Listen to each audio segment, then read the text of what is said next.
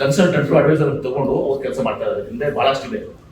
ಸುಮಾರು 23 ವರ್ಷ ಪ್ರೊಡಕ್ಷನ್ ನಾನು ಅಚೀವ್ ಮಾಡಿದ್ದೀವಿ. ಈಗ ಪರ್ಫ್ಯೂಮ್ ಮಾರ್ಕೆಟ್ಗೆ ಹೋಗ್ತಾ ಇದ್ದೀವಿ ನಾವು.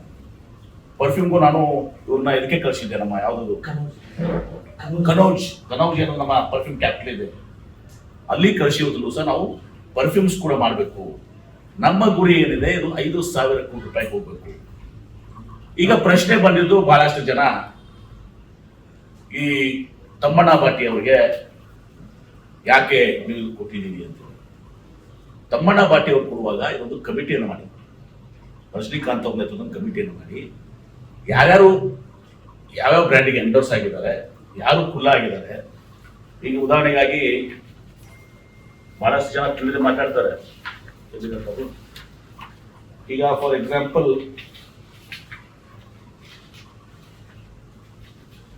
ತಮ್ಮಣ್ಣ ಬಾಟಿ ಆಯಿತು, ಅವ್ರು ಯಾವುದು ಈಗ ತಮ್ಮಣ್ಣ ಬಾಟಿ ಅವರಾಯಿತು. ತದನಂತರ ರಶ್ಮಿಕಾ ಮಂದಿನ ಅಂತ ಮಾತಾಡಿದ್ವಿ. ಅವರು ಈಗಾಗಲೇ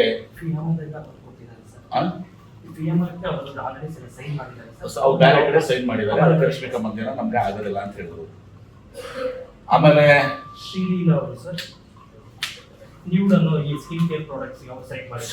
ಅನ್ನೋರು ಇದನ್ನು ಸಹ ಯಾವುದಕ್ಕೆ ಅದು ನ್ಯೂಡ್ ಅಂತ ಹೇಳಿ ಸ್ಕಿನ್ ಕೇರ್ ಪ್ರಾಡಕ್ಟ್ಸ್ಗೆ ಈಗ ಅವರು ಸಿಗಲ್ಲ ಅಂತ ಹೇಳಿದ್ದಾರೆ. ಪೂಜಾ ಹೆಗ್ಡೆ ಅವರು ಕೂಡ ನಾನು ಅವೈಲೇಬಲ್ ಇಲ್ಲ ಅಂತ ಹೇಳಿದ್ರು. ಗಾರ್ನಿಯರ್ ಇದಕ್ಕೆ ನಾವು ಮಾಡಿದ್ವಿ. ಆಮೇಲೆ ಕಿಯಾರಾ ಅದ್ವಾನಿ ಅವರು ಪಾಂಡ್ಸ್ ಮತ್ತು ನಾವು ಇದಕ್ಕೆ ನಾನು ಮಾಡಿದ್ದೀನಿ ಅಂತ ಹೇಳಿದೆ. ಹೀಗಾಗಿ ಸುಮ್ಮನೆ ಕೇಳ್ತಾ ಇದ್ದಿದ್ದಲ್ಲ, ಹೇಳೋ ಕೆಲಸ ಅಲ್ಲ ಇವತ್ತು. ಹೀಗಾಗಿ ಇದನ್ನೆಲ್ಲವನ್ನ ಇದು ಮಾಡಿ ಇವತ್ತು ನಾವು ಪ್ಯಾನ್ ಇಂಡಿಯಾ, ಯಾಕೆ ನಮಗೆ ಮೈಸೂರು, ದಯವಿಟ್ಟು ಪ್ಲೀಸ್, ಮೈಸೂರು ಸ್ಯಾಂಡಲ್ ಸೋಪು ಇವತ್ತು ನಾವು 18% ಕರ್ನಾಟಕದಲ್ಲಿ ಮಾರಾಟ ಆಗ್ತದೆ. ಇನ್ನು ಉಳಿದಂತ 82% ಬೇರೆ ಬೇರೆ ರಾಜ್ಯದಲ್ಲಿ ಆಗ್ತದೆ. ನಾವು ಪ್ಯಾನ್ ಇಂಡಿಯಾ ಅಪೀಲ್ ಮಾಡಬೇಕು. ಇದರರ್ಥ ಕನ್ನಡಿಗರು ನಾವು ಕನ್ಸಲ್ಟ್ ಮಾಡಿ ಅಂತ ನೋಡಿದೀವಿ. ಅಂಬಾಸಿಡರ್ ಪ್ಯಾನ್ ಇಂಡಿಯಾ ಅಪೀಲ್ ಇದ್ದಂತ 5-6 ಹೆಸರುಗಳನ್ನ ನೋಡಿದೀವಿ. ಅವರು ಫ್ರೀ ಇರುವಂತಹದ್ದು ಮತ್ತು 2 ವರ್ಷ ಅವ್ರು ನಮ್ಮ ಕಡೆ ಲಾಕ್ ಮಾಡಬೇಕಾಗ್ತದೆ. 2 ವರ್ಷ ನಮ್ಮ ಕೂಡ ಅವರು ಬೇರೆ ಎಲ್ಲಿನೂ ಕೂಡ ಎಂಡೋರ್ಸ್ ಮಾಡಬಾರ್ದು. ಇದೆಲ್ಲ ಕಂಡೀಷನ್ಸ್ ಅನ್ನು ಒಪ್ಕೊಂಡು ಇವತ್ತು ಇದು ಮಾಡಿದಂಥ ತಮ್ಮಣ್ಣ ಬಾಟಿ ಅವರು 28 ಮಿಲಿಯನ್ ಫಾಲೋವರ್ಸ್ ಅನ್ನು ಹೊಂದಿದ್ದಾರೆ. 2.8 ಮಿಲಿಯನ್ 2.8 ಕ್ರೋರ್ಸ್ 2.8 ಕೋಟಿ ಫಾಲೋವರ್ಸ್ ಹೊಂದಿದ್ದಾರೆ. ದೀಪಿಕಾ ಪಡುಕೋಣೆ ಅವರು ನಮ್ಮ ಬಜೆಟ್ಗೆ ನಿಲ್ಕುದಿಲ್ಲ. ಅವರು ಬಹಳ ಅವ್ರದೇ ಒಂದು ಬ್ರ್ಯಾಂಡ್ ನಮಗೆ ಅವರು. ಹೀಗಾಗಿ ಇದೆಲ್ಲವನ್ನ ವಿಚಾರ ಮಾಡಿನೇ ಇವತ್ತು ನಾವು ನಿರ್ಣಯ ತೆಗೆದುಕೊಂಡಿದ್ದೀವಿ. ಇದರಲ್ಲಿ ಯಾರು ಕನ್ನಡದ ಅಸ್ಮಿತೆಗೆ ಧಕ್ಕೆ ತರಬೇಕು, ಕನ್ನಡದ ರೋಗಿಗೆ ತರಬೇಕು ಅಂತಿಲ್ಲ. ಇವತ್ತು ಅಧೋಗತಿಗೆ ಹೋಗಿದಂಥ ಮೈಸೂರು ಸ್ಯಾಂಡಲ್ ಸೋಪನ್ನು KSTL ನಾವು ಭಾಳ ದೊಡ್ಡ ಮಟ್ಟಕ್ಕೆ ಇವತ್ತು ನಿಲ್ಲಿಸ್ತಾ ಬರ್ತಿದ್ವಿ. ಇನ್ನೊಂದು ಯೂನಿಟನ್ನು ಕೂಡ ನಾವು ಮಾಡ್ತಾ ಇದ್ದೀವಿ ವಿಜಯಪುರದಲ್ಲಿ. ಆ ಕಡೆ ಟ್ರಾನ್ಸ್ಪೋರ್ಟೇಷನ್ಗಳು ಅಂತೇಳಿ ವಿಜಯಪುರದಲ್ಲಿ ಮಾಡಿ ಇನ್ನೂ ಇದನ್ನು ಭಾಳ ದೊಡ್ಡ ಎತ್ತರಕ್ಕೆ ಹೋಗಬೇಕು.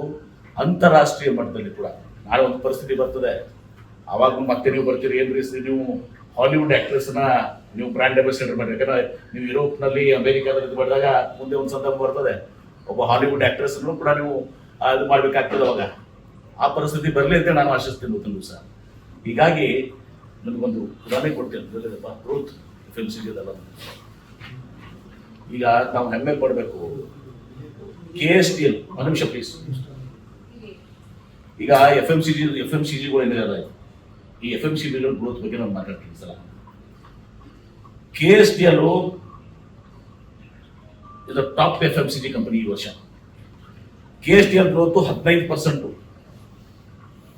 ಗೋದ್ರೇಜ್ದು 11%, ಮಾರಿಕೋದು 10%, ಹಿಂದೂಸ್ತಾನ್ ಯುನಿಲಿವರ್ದು 9%, ITCದು 8%, ವಿಪ್ರೋದು 7%.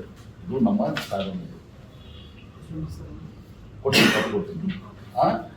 KSTLದು 15%, ಗೋದ್ರೇಜ್ದು 11%, ಮ್ಯಾರಿಕೋದು 10%, ಹಿಂದೂಸ್ತಾನ್ ಯುನಿಲಿವರ್ ಲಿಮಿಟೆಡ್ದು 9%, ITCದು 8%, ವಿಪ್ರೋದು 7%.